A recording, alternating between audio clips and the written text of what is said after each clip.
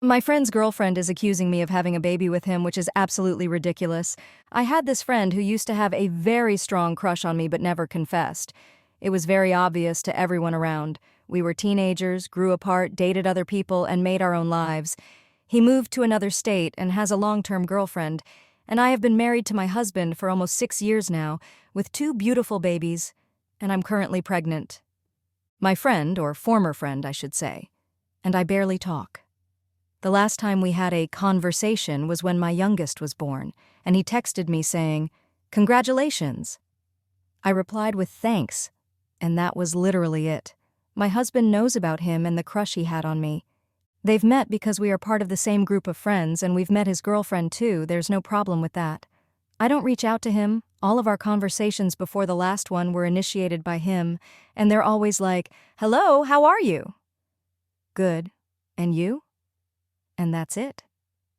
I don't always reply. My husband's family owns a small coffee shop, and my former friend knows about it. I spend part of my afternoons there while I wait for my daughter to finish her activities. My Mil and Sil are often there, and my 3-year-old son and I stay with them for a couple of hours.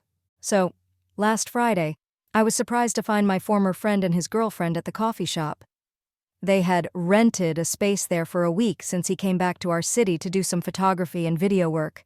He's a visual artist. Part of his team was with them. It was weird, but not a big deal. We crossed paths at the shop, and we all greeted each other. They didn't know I was pregnant, and he looked kinda shocked, to be honest, which was weird and made me uncomfortable because he started acting as if he was nervous.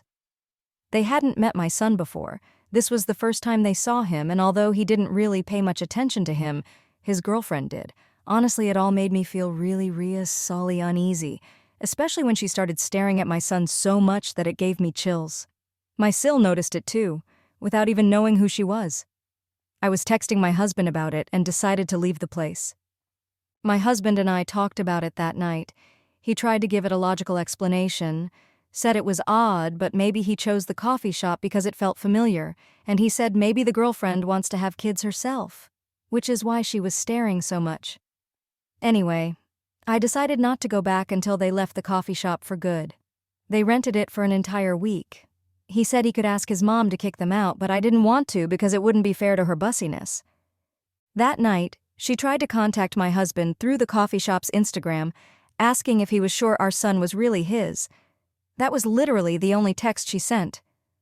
"Are you really sure that baby is yours?"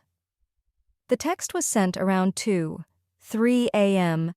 A bit later, she wrote, "He doesn't look at all like you." So it seems like this woman started spiraling, thinking that my husband's and my son is actually her boyfriend's. She described how our baby's hair is curly and light, but he has dark and straight hair. My natural hair is curly and light. He's my baby too. My husband has no access to the shop's account, so the next day we were woken up by a call from my Sil informing him about this. My husband is completely sure I never cheated on him because I never cheated on him. Look, we weren't even in the country when our son was conceived. My husband was sent out of the country for work for a few months, and we all went with him. This is nuts. She said that 3 years ago the former friend traveled to our city alone, and she now understands why. I also got some texts from my former friend asking if I had told something to his girlfriend, like he was accusing me of something. Accusing me of what? Tell her what? At this point, I just gave my phone to my husband so he could deal with them. I also started receiving very nasty texts and voice notes from her, calling me horrible things. I wanted to just block both of them, but my husband thought it was better to keep the messages in case we needed to get the police involved. On the other hand, my husband replied to her first message and told her he is 100% sure our son is his and that she should take her insecurities elsewhere. She asked if we had done a paternity test, and he said we don't need to. She's now demanding we do a paternity test if we have nothing to fear. Direct texts from her addressed to me have decreased. I'm staying locked in the house with the kids because we're afraid this woman might do something, as she seems unhinged. Of course, they weren't allowed back at the coffee shop. My Mil also refunded their money because she doesn't want more problems and is beyond angry too. This is also so embarrassing, and I can't stop crying. I don't feel in physical danger because they don't know where we live, but I am so full of rage that I can't stop crying. I know this stress is not good for the baby I'm carrying. This morning, my former friend called me. My husband was still at home, so he answered the call.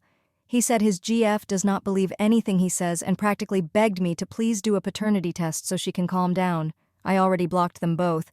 She's now using other accounts to comment on the coffee shop Instagram, offending me, saying that our baby is an affair baby and I should be ashamed. At this point, I am not even interested on making her understand. I just want her to stop. Update. As Sill's lawyer warned us, shit hit the fan pretty quickly.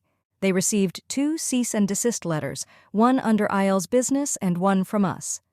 These were written by Sill's lawyer and delivered the same day, yesterday, as an emergency matter. I knew they were staying with one of our friends. As I mentioned in the comments on my last post, my husband met with a lawyer today. He will take our case and help us out. He also warned my husband that the girlfriend might get even crazier when she finds out we're taking legal action against them, and advised him to be ready for what might be coming. Until this point, my husband was a bit scared she might try to do something to our son or me, but deep, deep down, he didn't believe she was capable of causing us physical harm. Until now. At first, we talked about me and the kids staying locked at home until they go back to their hometown, but then we decided to keep our routines, with slight changes, mostly because our kids don't deserve to suffer the consequences of this woman's actions. Tuesday was all right and very calm, but today I was driving out of the garage to take our daughter to her dance lesson when the girlfriend crossed my path. I almost ran over her because I didn't see her. She wasn't screaming, but she was like, "Stop, stop, stop, stop!" I did scream, sorry for my little ones, but I couldn't help it. I froze because what the hell was she doing there? How the hell did she find out where we live? Our toddler was like, yeah, whatever. But our daughter was terrified. The GF moved to my side of the car, and I think she wanted to talk, but I really didn't pay attention and couldn't hear her because Moana was playing in the radio. My daughter was crying, my son was starting to freak out, and I just kept driving in reverse to get the hell out of there. Now I'm thinking about a bunch of things I could have done, but in the moment, it was all chaotic, and I just wanted to run away. I called the police when we were far from the house and went back a few minutes later. I was shaking.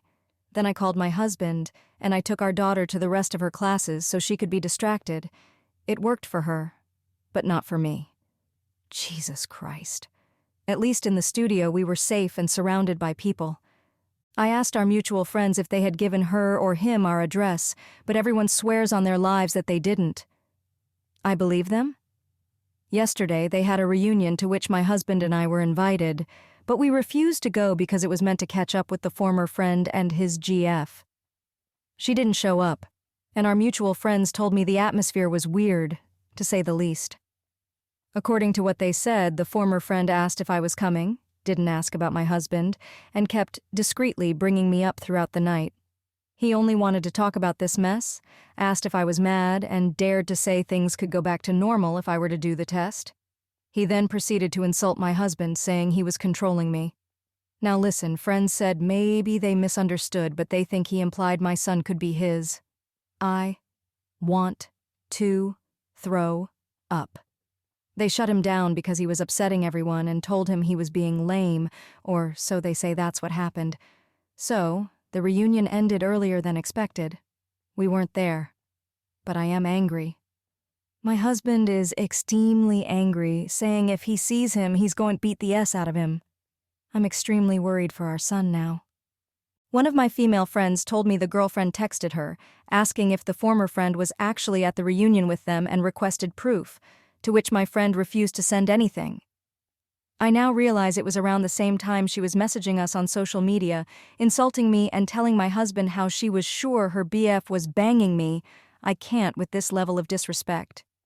Mind you, I was in my pajamas, lying on the sofa like a couch potato, watching TV with my husband at that moment, so joke's on her. It was hard for my husband not to reply, but we are following the lawyer's instructions. We will proceed to sue her for defamation. It is very easy to prove our son was conceived when we were out of the country, but if needed, we'll do the paternity test. Only if requested by the court, or if it helps to fix this sooner. We tried for a PO on Tuesday. We will try again to get one tomorrow, and after the girlfriend showed up at our house and we filed the police report, Our lawyer says we will get it for sure as an emergency resource. Legally, she can't visit the coffee shop either. We're staying at my Sill's place tonight. None of my friends know we're here, and they don't even know where she lives. The kids are all right. They know something is going on, but they seem to be at peace. Our daughter was back to normal after her dance lessons. She is excited because she gets to have a sleepover with her cousin. Our son was mad because he misses his bed.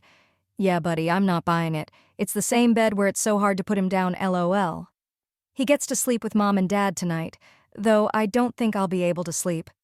My husband is out installing a Ring camera at our house, just in case she, he, or both show up. His dad is helping him, so he's not alone, but I will feel more in peace when he comes back to us.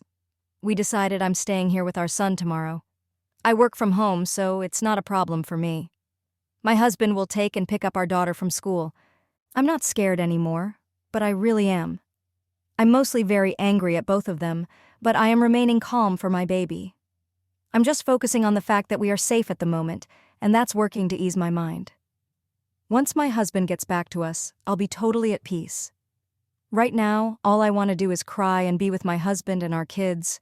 Sil, Mill, and my mom keep telling me it's like a stress release, and hormones are making it way worse for me. It's Wednesday.